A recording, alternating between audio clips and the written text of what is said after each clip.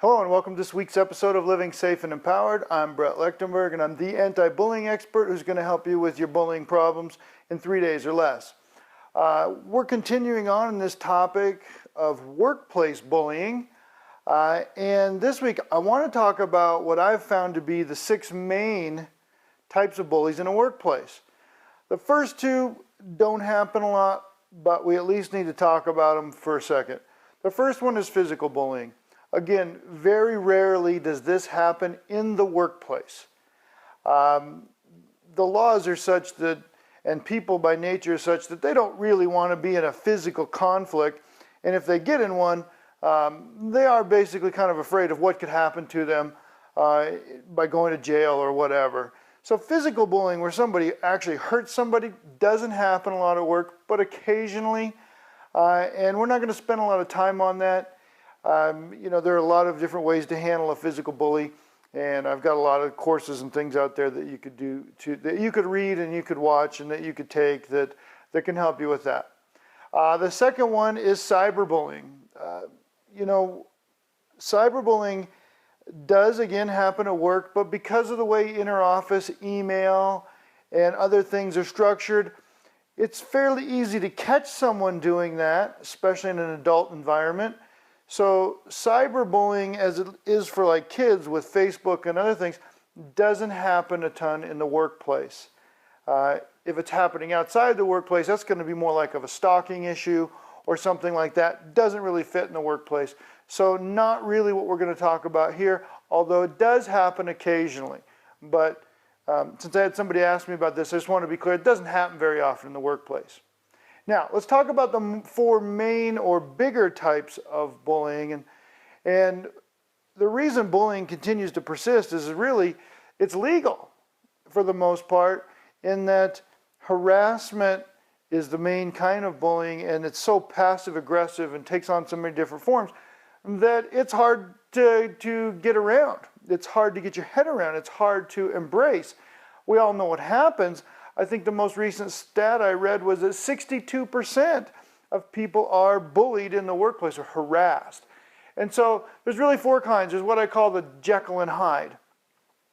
Right? So you've got someone, a supervisor, whatever at work, a co-worker, that when you look at them, they seem average, nice person, but when you approach them with an idea, a concern, whatever the case may be, they get overly emotionally and they use that emotion to really try and put you in your place for some reason. Somewhere in their past, they must have figured out that if they get overly emotional, they turn into this monster, if you will, this Jekyll and Hyde monster, that they can get their way. They can get you to do what they want or get you to stop doing what you're doing, and it's very effective. Nobody really likes that except for them, but they figured out that it works for them. So that's the 3rd type of bully. The 4th is what I call, really Captain Downer. This is the type of person that, as Zig Ziglar says, they're so detailed at things and so critical that they proofread the Xerox copies. And what do? They do this many times to keep you from expressing an idea, or because they don't want to pay attention, they don't want to deal with you, they don't want to go to the next level, whatever a project may be. They want to stay in control. And so they're just overly critical of everything that you do. And they'll keep sending you back to the drawing board time after time to fix this, fix that. Sometimes they'll hide under, we got to have high quality, which is true, but there's a point where there's a trade-off, right? They'll hide behind a myriad of excuses of why they have to be so critical, why they have to put it down. I'm being the devil's advocate. All that. And again, there's a small kernel of truth in some of those things, but somebody doing that too much is what I consider one of the main workplace bullies. Now, the next one is what we call Captain TwoFace, right? They'll tell you one thing to your face, but they'll turn around and do totally another in any given situation. So, yeah, I like your idea, it's great, I'm going to propose it to the board, or I'll take it to the boss, or whatever, and then they don't do it, or they claim the idea to be their own, those kind of things. Those are all things that happen in the workplace on a regular basis, and that's a type of bullying. And finally, there's one that I call the InfoNazi. Some people call them gatekeepers.